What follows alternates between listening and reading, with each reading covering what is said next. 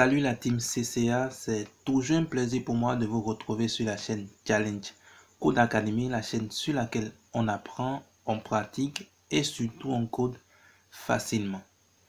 On se retrouve dans cette formation MySQL pour débutants et dans cette nouvelle vidéo, nous allons ensemble découvrir les différents types de données disponibles dans MySQL. Dans la vidéo précédente, nous avions installé ensemble MySQL et nous avions profité pour découvrir les premières commandes utiles. Cette fois-ci, je vais vous présenter les différents types de données que nous aurons à manipuler tout au long de cette formation. Cette vidéo jouera un rôle fondamental dans la suite de la formation. Alors, suivez jusqu'à la fin pour maîtriser les différents types de données existants dans MySQL. Avant de rentrer dans le vif du sujet, si c'est la première fois que vous nous découvrez à travers cette vidéo, alors bienvenue à vous. Sur cette chaîne, nous partageons des formations, des tutoriels, des astuces et conseils dans les domaines de la programmation, de l'analyse informatique et des bases de données gratuitement, et tout ceci dans le but de vous accompagner dans votre apprentissage. Alors, si ce type d'accompagnement vous intéresse, vous avez donc une seule chose à faire, nous rejoindre en vous abonnant si ce n'est pas encore fait, et n'oubliez pas d'activer la cloche pour pouvoir faire partie des premières personnes à être informées de nos prochains tutoriels. Super, nous pouvons maintenant rentrer dans le vif du sujet. Alors ma team, je sais que je vous avais promis qu'on allait démarrer la pratique proprement dit, mais rassurez-vous, cette vidéo elle est très importante. Comme vous le savez, nous aurons à manipuler les bases de données et chaque base de données comportera des tables qui à leur tour vont nous permettre de stocker des données. Mais ce qu'il faut aussi préciser, c'est qu'en voulant créer une table, il faudrait préciser le type de données que chaque colonne de la table doit comporter.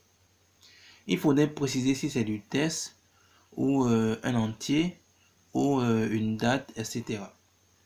Et c'est donc sur cette base que nous allons découvrir dans un premier temps les types numériques.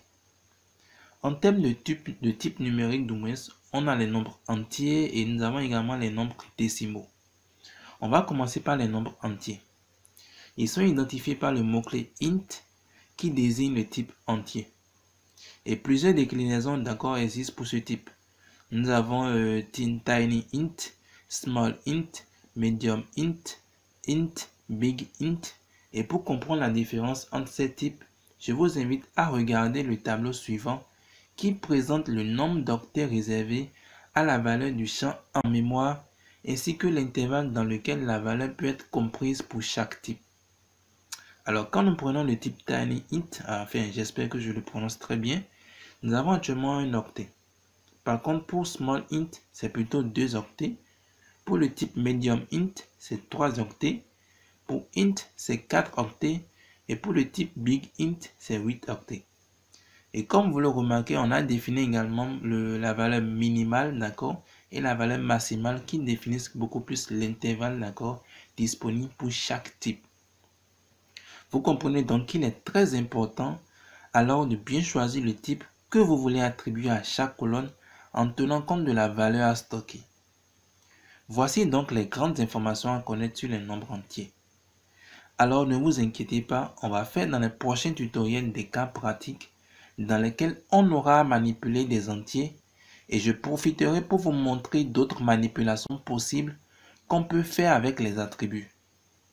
Comme exemple, je peux prendre par exemple, disons, unsigned, qui est aussi très souvent utilisé lors de la définition des colonnes d'une table. On fera beaucoup de travaux pratiques dans cette formation, je vous le garantis, ça c'est sûr, et il n'y a aucune inquiétude donc à se faire par rapport à cela. Toujours au niveau des types numériques, nous avons les nombres décimaux.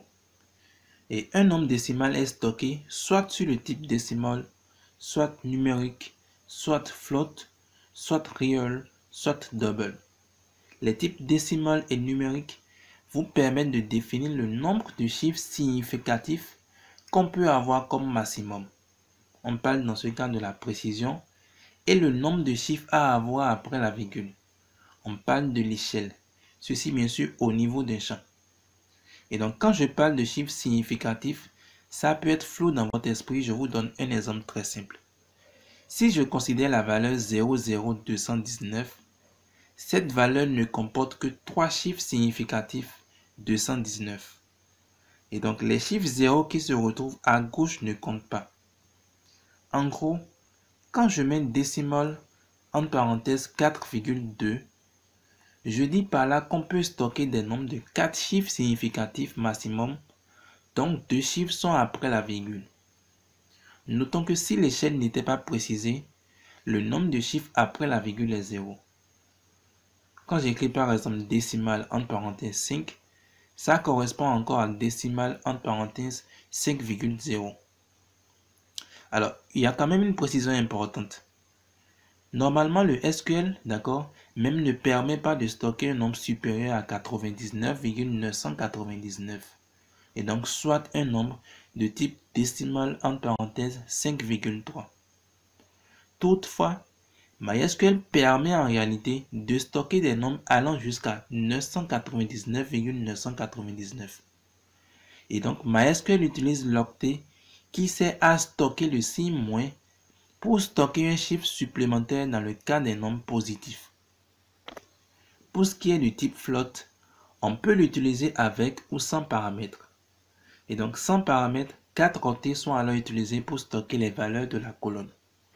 Mais avec les paramètres, on lui passe dans ce cas la précision et l'échelle de la même manière qu'on le fait également au niveau de décimal et numérique.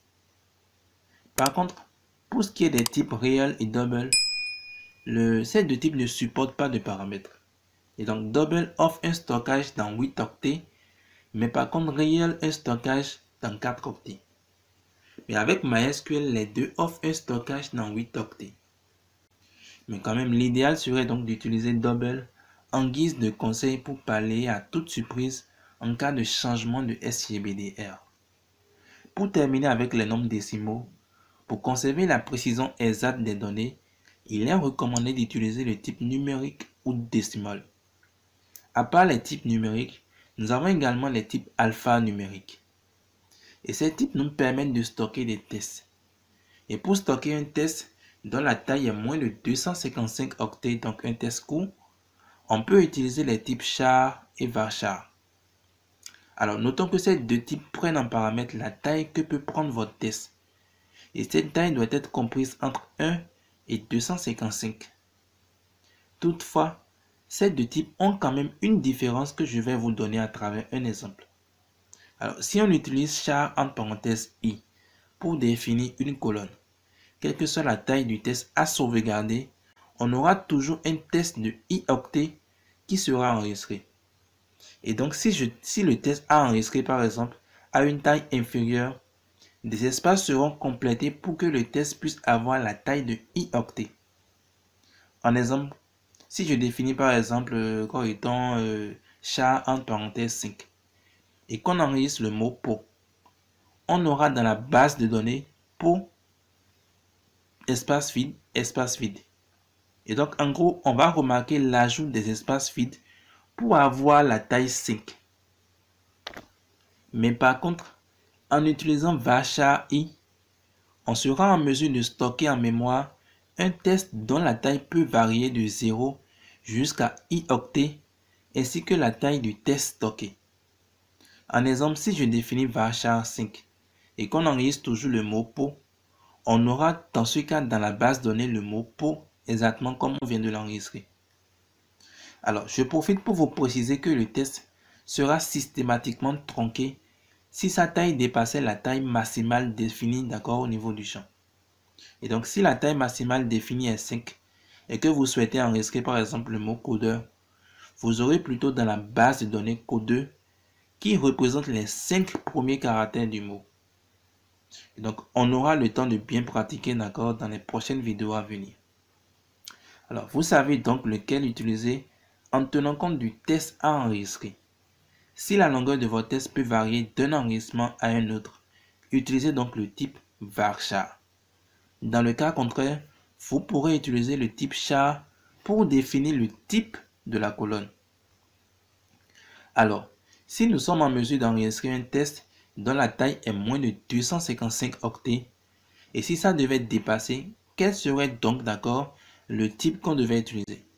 Alors, c'est très simple. Dans ce cas, on va utiliser le type test ou l'un de ses dérivés. Alors, en termes de dérivés, nous avons tiny test, medium test, long test. Alors, la différence entre ces types réside tout simplement dans la place qu'ils permettent d'occuper en mémoire. Pour finir avec les types alphanumériques, il faudrait que je vous notifie que ce n'est pas uniquement des chaînes de type test on peut avoir, mais on peut aussi utiliser des chaînes de type binaire pour enregistrer par exemple des données brutes telles que des images. Alors, on reviendra beaucoup plus en détail sur ce type dans la formation. On continue toujours avec notre découverte sur les types de données, d'accord? Et cette fois-ci, on parlera du type enum, qui permet de définir un certain nombre de valeurs autorisées de type chaîne de caractères que peut prendre la colonne ayant ce type. Alors, je vous donne un exemple. Quand on écrit volume, d'accord, espace enum entre parenthèses, faible, virgule moyen, virgule fort, alors la colonne volume ne peut contenir que l'une des chaînes définies, donc soit faible, soit moyen ou soit fort. Et donc si vous essayez d'enregistrer une chaîne non reconnue, MySQL stockera dans ce cas une chaîne vide dans le champ. Et donc dans le cas où le champ est défini comme un champ qui peut ne pas contenir de valeur, le champ contiendra nul, qui signifie pas de valeur en SQL et dans bien d'autres langages de programmation aussi. On verra beaucoup plus en détail son utilisation dans les cas pratiques. Alors, je profite également pour vous parler du type set qui permet également de stocker une chaîne de caractères dont les valeurs possibles sont prédéfinies par l'utilisateur. Mais par contre, sa particularité est qu'il permet de stocker dans une colonne 0 à n valeurs en considérant n comme étant le nombre de valeurs autorisées. En reprenant notre exemple précédent avec le type set, on aura volume, entre parenthèses 7. On va définir les valeurs donc faible, virgule moyen, virgule fort. Bien sûr, tout ça entre griffes. Et donc, on peut donc enregistrer par exemple une chaîne vide où l'une des valeurs définies, donc faible ou moyen ou fort, ou encore faible, virgule moyen ou faible, moyen, fort. Ou encore beaucoup d'autres. Tout dépend de la combinaison que j'ai envie de faire avec les valeurs possibles. Alors, en somme, concernant ce type, si on souhaite enregistrer plusieurs valeurs, on sépare par une virgule et sans espace les valeurs, qui doivent toutes contenir bien sûr dans un seul guillemet. Alors, je précise qu'on ne peut pas enregistrer une même valeur plusieurs fois. Exemple, je ne peux pas écrire par exemple faible, virgule faible. Je ne suis pas en mesure de pouvoir l'enregistrer, d'accord, dans une colonne de type 7. Alors, les gars, ça reflète une bonne dose de théorie, tout ceci. N'ayez aucune crainte, d'accord? Le but, c'est déjà de me rassurer que vous ayez en connaissance les types de données disponibles en MySQL avant qu'on ne les utilise dans des cas pratiques pour mettre en application toute la théorie reçue. Alors, pour finir avec ces deux types, je tiens à préciser que ces deux types sont propres à MySQL, d'accord? Ce qui est très important, d'accord? Donc, vous devez être en mesure de savoir comment et quand les utiliser. Ce n'est pas vraiment recommandé d'utiliser les fonctionnalités propres à un SGBD, car en cas de changement de SGBD, vous aurez probablement des problèmes. On verra quand même dans les cas pratiques d'autres possibilités pour éviter de les utiliser. Alors, les derniers types de données dont nous allons parler dans cette vidéo sont les types temporels. MySQL dispose de 5 types temporels. Nous avons date, datetime, time, timestamp et year. Alors, le type date permet de stocker une date. Et en MySQL, il est enregistré sous le format AAAA-MM-JJ. Alors, les AAAA qui représentent beaucoup plus l'année, MM le mois et JJ le jour. Le type datetime plutôt permet dans ce cas de stocker lui une date et une heure. Et en MySQL, il est beaucoup plus représenté, d'accord, sous le format AAAA-MM-JJ espace HH 2.MM 2.SS. Et donc, les HH sont beaucoup plus mis pour l'heure, MM pour les minutes et SS pour les secondes. Alors, quand je vais au niveau du type time, le type time permet de stocker une heure. Et year est un type qui permet d'enregistrer une année. Et timestamp, d'accord, est un type un peu particulier qu'on va apprendre à utiliser à travers des exercices d'application en guise de challenge au cours de la formation.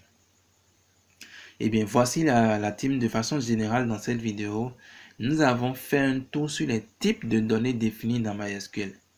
On a parlé des nombres entiers, des nombres décimaux, des alphanumériques, notamment les tests, les chaînes binaires, et enfin les types temporels. Bien sûr, je n'oublie pas les types enum et set qui sont spécifiques à MySQL, d'accord, et qu'il faudrait mieux éviter d'utiliser. À partir donc de maintenant, vous devez être en mesure de savoir exactement quel type attribuer à une colonne en tenant compte des données qu'elle doit comporter. Alors maintenant que vous avez les grandes premières informations, d'accord, dans la prochaine vidéo, nous allons revenir en ligne de commande pour découvrir maintenant comment créer une base de données en MySQL. Alors ma team, nous sommes à la fin de cette vidéo. Portez-vous donc très bien. On va se dire à très bientôt.